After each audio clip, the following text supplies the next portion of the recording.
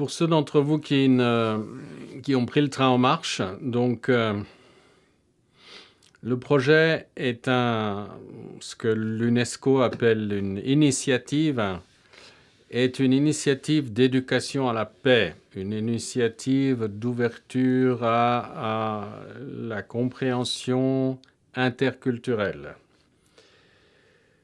Et donc, ça consiste en un tour du monde dans un peu plus d'une cinquantaine de pays, avec des visites dans environ une école par semaine, avec le Petit Prince, sachant que les écoles visitées auront eu un contact avec nous en amont. Il y aura un travail qui aura été fait en amont en fonction d'un guide pédagogique et d'options que les écoles auront choisies.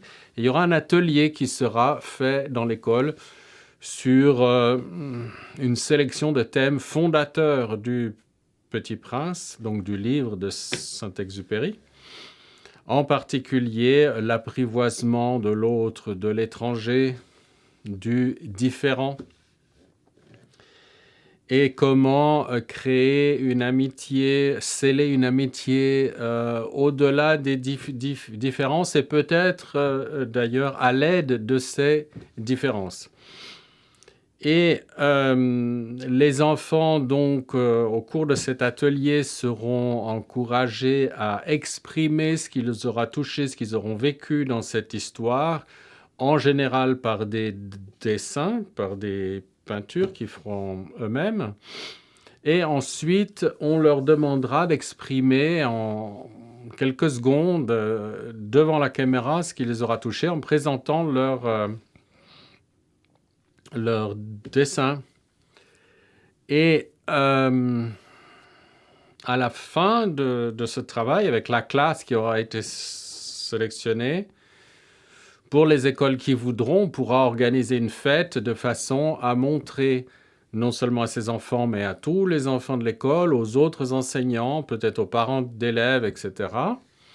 Non seulement le fruit de ce travail et en tirer des leçons, mais aussi montrer une sélection des témoignages d'enfants qui auront été faits le long du chemin avant, et puis leur montrer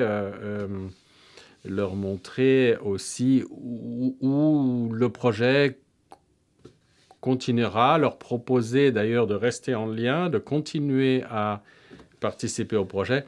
En bref, parce qu'il y a plus à dire. Et de cela, nous souhaitons développer des bonnes pratiques, relever des bonnes pratiques et retourner à la base de façon à développer le produit du projet qui devrait être justement des méthodes d'enseignement de l'interculturel dans un cadre plus grand d'éducation à la paix et justement de soumettre ces méthodes au système d'éducation de façon que la matière éducation à la paix ou interculturelle comme base puisse être intégrée dans les programmes scolaires. Ça me semble, vu ce qui se passe aujourd'hui dans le monde, ça me semble une matière assez intéressante. Et voilà, donc l'étendue, cela demande donc de récolter une tonne de matériel multimédia, de vidéos, audio, d'interviews, etc., etc., etc., de reportages. Et donc c'est quelque chose qui ne peut pas être fait par une personne, surtout que la personne, en l'occurrence moi, au commencement, qui va être impliquée,